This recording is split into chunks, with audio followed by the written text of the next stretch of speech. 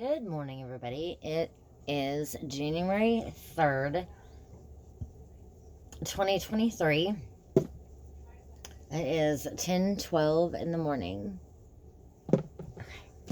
And this is going to be part 2 of chapter 1, Dean Koontz's One Door Away from Heaven.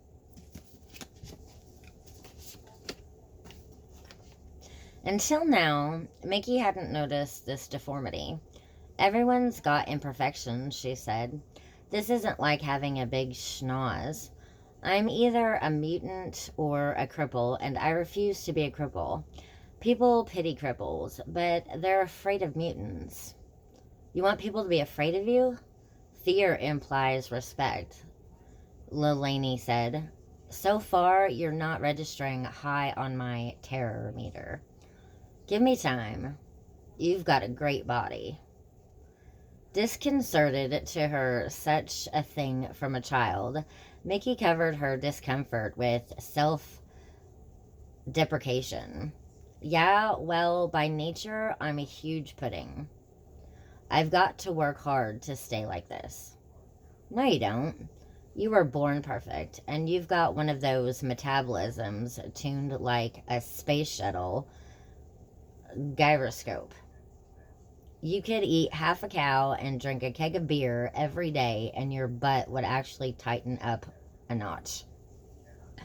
Mickey couldn't remember the last time that she'd been rendered speechless by anyone, but with this girl, she was nearly befuddled into silence. How would you know? I can tell, Lelaney assured her. You don't run, you don't power walk. I work out. Oh? When was your last workout?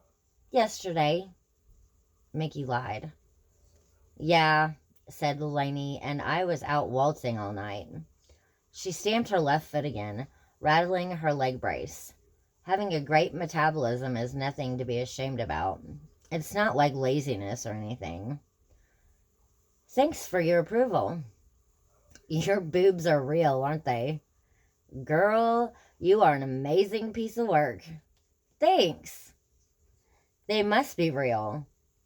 Even the best implants don't look that natural, unless there's major improvement in implant technology. My best hope is to develop good boobs.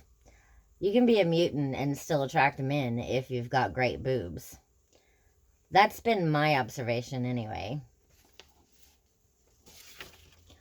Men can be lovely creatures, but in some ways, they're pathetically predictable. You're 9, huh? My birthday was February 28th. That was Ash Wednesday this year. Do you believe in fasting and penance? With a sigh and a laugh, Mickey said, Why don't we save time and you just tell me what I believe? Probably not much of anything, Lelaney said, without a pause, except in having fun and getting through the day. Mickey was left speechless, not by the child's acute perception, but by hearing the truth put so bluntly, especially as this was a truth that she had long avoided contemplating. Nothing is wrong with having fun, said Lelaney. One of the things I believe, if you want to know, is that we're here to enjoy life.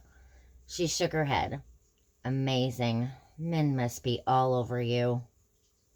Not anymore, Mickey said, surprised to hear herself reply at all, let alone so revealingly. A lopsided smile tugged at the right corner of the girl's mouth, an unmistakable merriment enlivened her blue eyes. Now, don't you wish you could see me as a mutant? What? As long as you think of me as a handicapped waif, your pity doesn't allow you to be impolite. On the other hand, if you could see me as a weird and possibly dangerous mutant, you'd tell me none of this is my business, and you'd hustle me back to my own yard. You're looking more like a mutant all the time. Clapping her hands in delight, Lelaney said, I knew there must be some gumption in you. She rose from her chair with a hitch and pointed across the backyard. What's that thing? A rosebush. No, really. Really, it's a rosebush. No roses.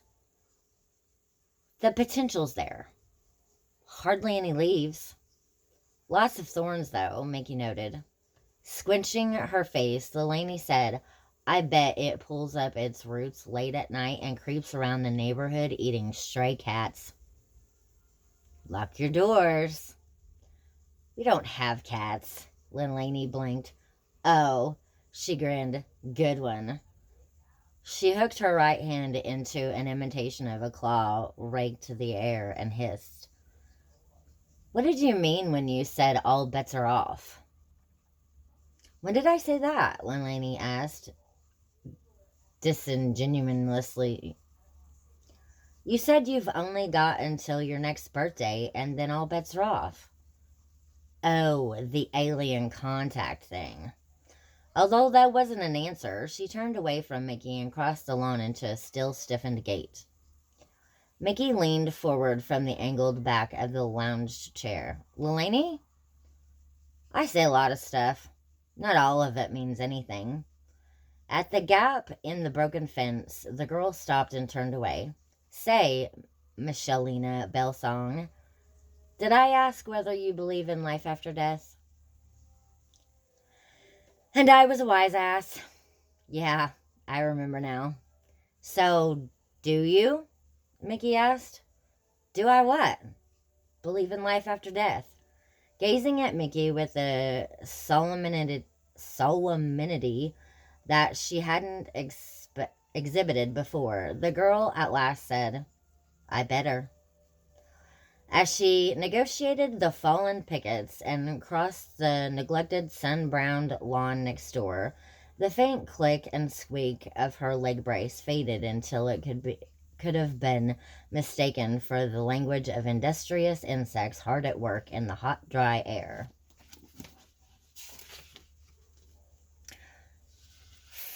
For a while after the girl had gone into the neighboring house trailer, Mickey sat forward in the lounge chair, staring at the door through which she had disappeared.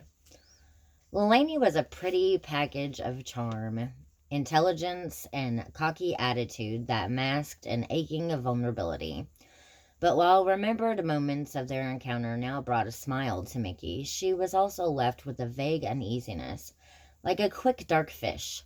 Some disturbing, half-glimpsed truth had seemed to dart beneath the surface of their conversation, though it eluded her net. The liquid, thick heat of the late August sun pulled around Mickey. She felt as though she were floating in a hot bath. The scent of recently mowed grass saturated in still air, the intoxicating essence of summer. In the distance rose the lulling rumble hum of a freeway traffic, a not unpleasant drone, and that might be mistaken for the rhythmic susurration of the sea. She should have grown drowsy, at least lethargic, but her mind hummed more busily than the traffic, and her body grew stiff with the tension that the sun couldn't cook from her. Although it seemed unrelated to Delaney Clonk, Mickey recalled something that her Aunt Geneva had said only the previous evening over dinner. Change isn't easy, Mickey. Changing the way you live means changing how you think. Changing how you think means changing what you believe about life. That's hard, sweetie. When we make our own misery, we sometimes cling to it, even though we want so bad to change. Because the misery is something we know. The misery is comfortable. To her surprise, sitting across the dinette table from Geneva, Mickey began to weep. No racking sobs. Discreet, this weeping. The plate of homemade lasagna blurred in front of her, and hot tears slid down her cheeks. She kept her fork in motion throughout the silent, salty storm, loath to acknowledge what was happening to her. She hadn't cried since childhood. She'd thought that she was beyond tears. too tough for self-pity and too hardened to be moved by the plight of anyone else. With grim determination, angry with herself for this weakness, she continued eating even though her throat grew so thick with emotion that she had difficulty swallowing. Geneva, who knew her niece's stoic nature, nevertheless didn't seem surprised by these tears. She didn't comment on them because she surely knew that consolation wouldn't be welcome. By the time Mickey's vision cleared and her plate was clean, she was able to say, I can do what I need to do. I can get where I want to go, no matter how hard it is. Geneva added one thought before changing the subject. It's also true that sometimes, not often, but once in a great while, your life can change for the better in one moment of grace, almost a sort of miracle. Something so powerful can happen, someone so special come along, some precious understanding descend on you so unexpectedly that it just pivots you in a new direction, changes you forever. Girl, I'd give everything I have if it could happen for you. To stave off more tears, Mickey said, That's sweet, Aunt Jen, but everything you have doesn't amount to squat. Geneva laughed, reached across the table, and gave Mickey's left hand an affectionate squeeze. That's true enough, honey, but I've still got about half a squat more than you do. Strangely, here in the sunshine, less than a day later, Mickey couldn't stop thinking about the transforming moment of grace that Geneva had wished for her. She didn't believe in miracles, neither the supernatural sort that involved guardian angels and the radiant hand of God revealed, nor the merely statistical variety that might present her with a winning lottery ticket. Yet she had the curious and unsettling sensation of movement within, of a turning in her heart and mind toward a new point on the compass.